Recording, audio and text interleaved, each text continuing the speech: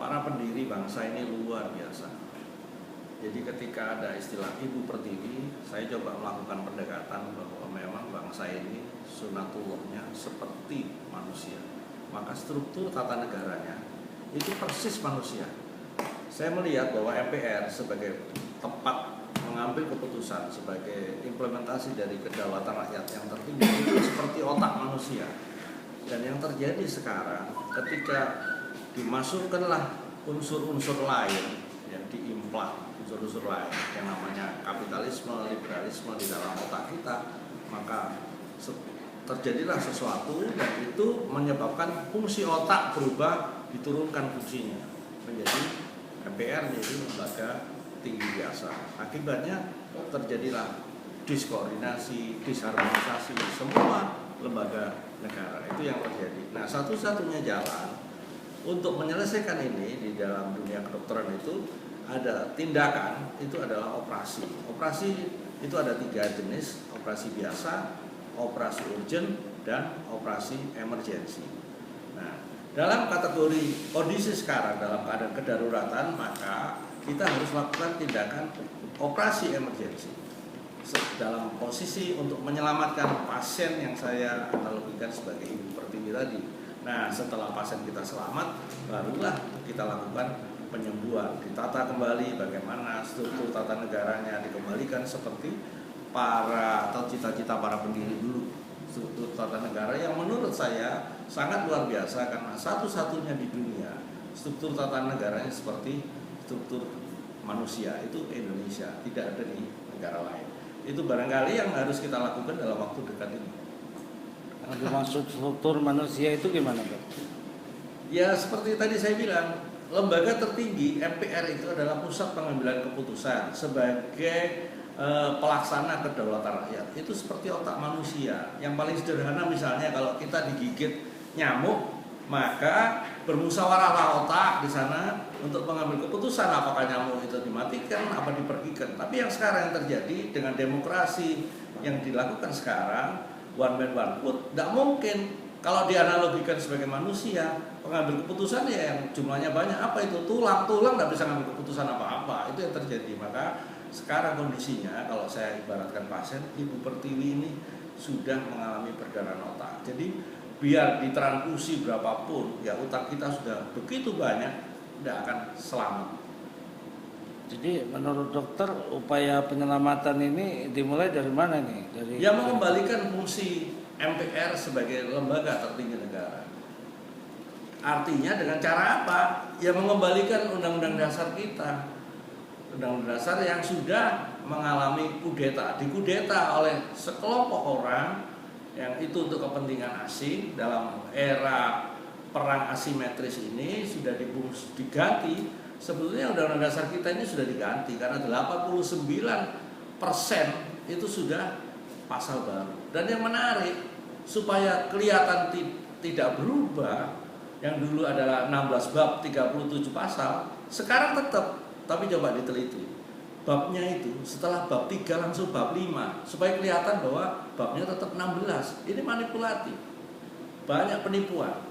Yang paling fatal itu di ketetapan MPR tentang amandemen itu dikatakan begitu, Majelis Permusyawaratan Rakyat menetapkan Undang-Undang Dasar Negara Republik Indonesia 1945 yang telah mengalami perubahan sebanyak 4 kali, 1, 2, 3, dan 4 pada tahun 2002, sebagaimana disahkan pada tanggal 18 Agustus 1945. Bagaimana perubahannya 2002, disahkannya tahun 45, diperkuat oleh Dekret Presiden 5 Juli 59. Ini kan bahasa yang dari strukturnya aja sudah salah, apalagi artinya. Dari situ kan saya mengambil kesimpulan ini terjadi manipulasi.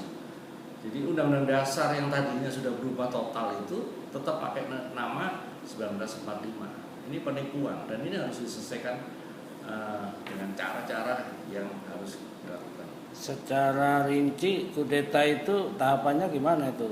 Kita masih ingat waktu Presiden Soeharto ke Mesir, ada pidato dari Madeleine Albright, waktu itu Menteri Luar Negeri Amerika, mengatakan Soeharto must be step down, berarti Soeharto harus turun. Dan setelah itu terjadi reformasi yang masih kontroversial, apakah itu murni gerakan dari dalam atau ada intervensi dari luar.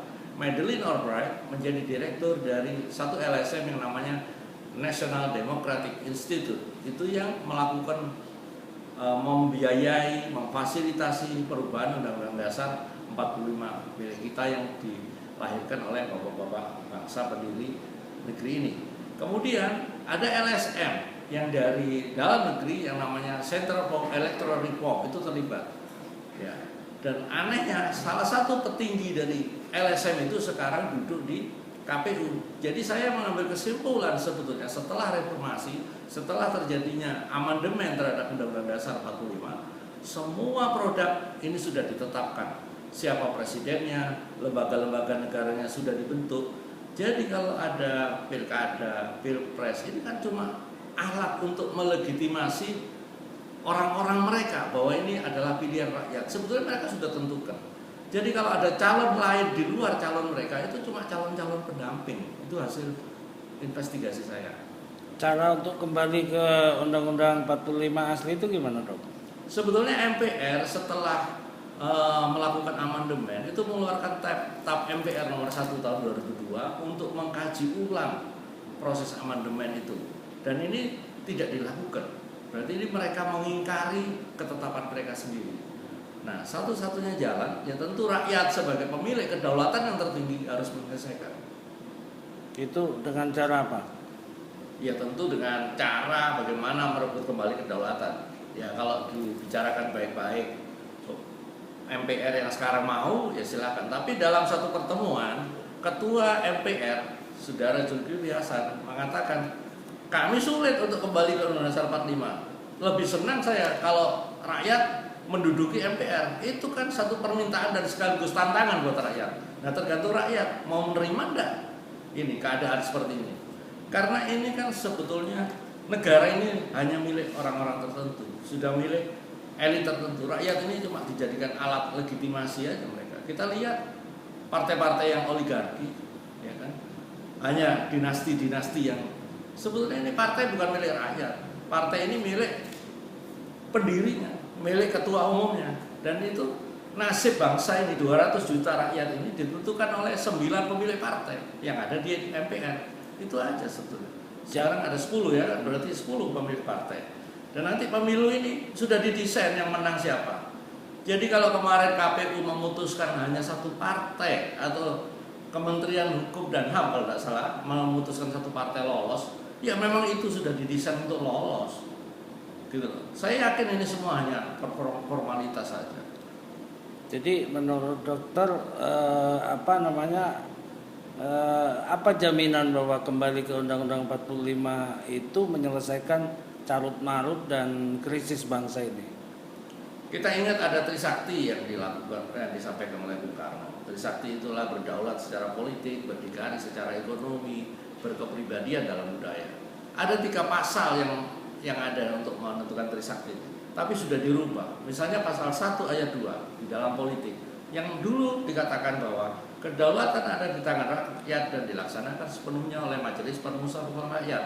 Sekarang diganti, kedaulatan di tangan rakyat dan dilaksanakan menurut Undang-Undang Dasar. Nah, yang menentukan Undang-Undang Dasar ini ya partai-partai. Artinya nasib bangsa ini ditentukan oleh partai-partai.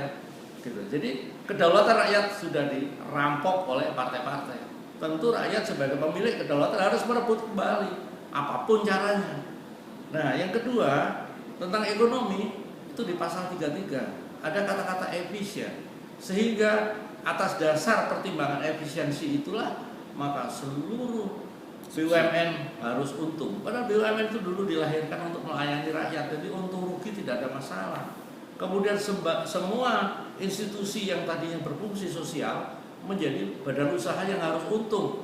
Rumah sakit harus untung, perguruan tinggi jadi badan usaha harus untung. Jadi pendekatan sosialnya hilang, fungsi sosialnya jadi hilang. Terus kemudian yang ketiga menyangkut kepribadian. Yang tahu kepribadian kita, berkepribadian dalam budaya, yang tahu budaya kita tentu adalah orang-orang Indonesia asli. Dan ini dihilangkan lewat pasal 6, kata-kata orang-orang Indonesia asli dihilangkan. Jadi kalau sampai terjadi sekarang ada orang-orang bangsa lain ya yang duduk di dalam pemerintahan itu akibat dari dirubahnya pasal 6. Jadi menurut dokter kembali ke Undang-Undang 45 itu solusi untuk meningkatkan kedaulatan rakyat atau untuk kembali ke kedaulatan rakyat? Satu-satunya jalan memang kembali ke Undang-Undang Dasar 45. Dan Undang-Undang Dasar 45 kita itu adalah menurut hasil pendapat dari beberapa ahli di luar bahkan mengatakan bahwa Undang-Undang Dasar kita itu adalah yang terbaik di dunia. Fleksibel, futuristik.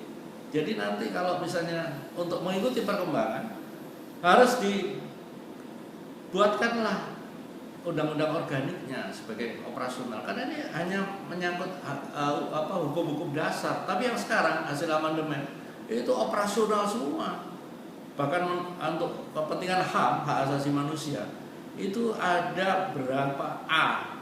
Ini apa produk hukum apa?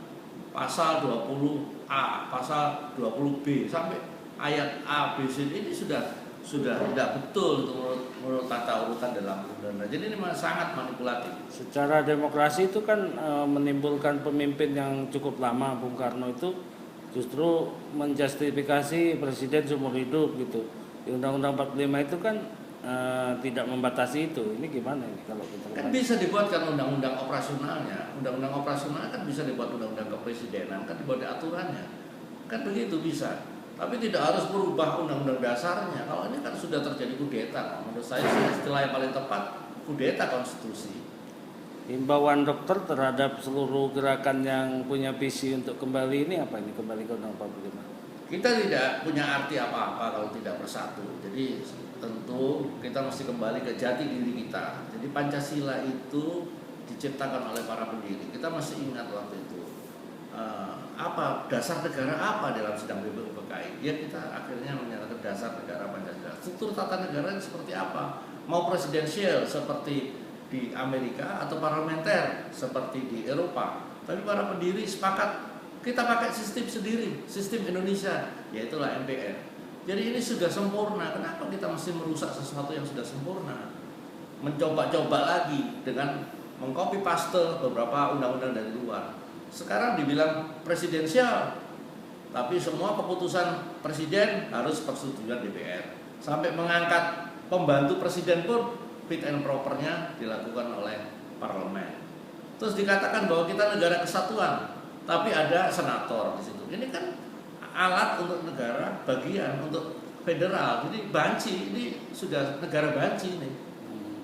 Jadi perangkat-perangkat itu kembali ke Undang-Undang 45 tetapi ditinjau yang betul-betul untuk nanti pro kepada kepentingan rakyat gitu ya. Ya harus dong, itu memang sudah dilahirkan untuk kepentingan. Para pendiri ini tahu kok kultur kita bagaimana, bangsa kita yang sangat heterogen ini harus ditampung dengan cara apa. Itu sudah mereka buat. Kalau sekarang kan enggak. Jadi begini kalau saya lihat, ini karena orang-orang tidak punya karakter. Misalnya karakter jati diri bangsanya itu hilang. Misalnya sekolah di Amerika cuma 3 bulan, di sana musim dingin, balik ke Indonesia, ya kan? Di sana masih pakai jas, pakai slayer. Di sini yang sudah musim panas, dia pasti pakai jas. Dipaksakan pakai jas supaya kelihatan ini harus seperti Amerika. Tidak bisa begitu. Jati diri mau mana? Apakah orang pakai sarung terus pakai kopiah itu tradisional itu jelek? Enggak. Itu sudah lebih indah. Jadi gejala-gejala akut bahwa Ibu Pertiwi ini diselamatkan secara detail, dokter bisa jelaskan gimana kira-kira? Tidak ada cara lain. MPR harus dikembalikan sebagai lembaga tertinggi negara, sebagai pelaksana kedaulatan rakyat.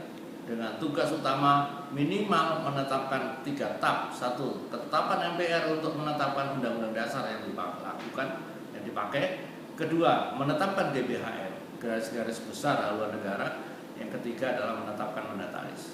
Keyakinan dokter bahwa rakyat akan mendukung gerakan ini kira-kira dari mana kira-kira? Ya carut-marutnya bangsa ini, rakyat ini kan seakhirnya bukan rakyat yang bodoh, cuma dibodoh-bodohin selama ini. Dan saya kira gerakan untuk kembali ke Undang-Undang Dasar 45 ini sudah sangat masif dan itu tinggal hanya mengkoordinir aja, hanya ada kelompok yang memimpin atau mengkoordinir. Saya kira itu sudah cukup.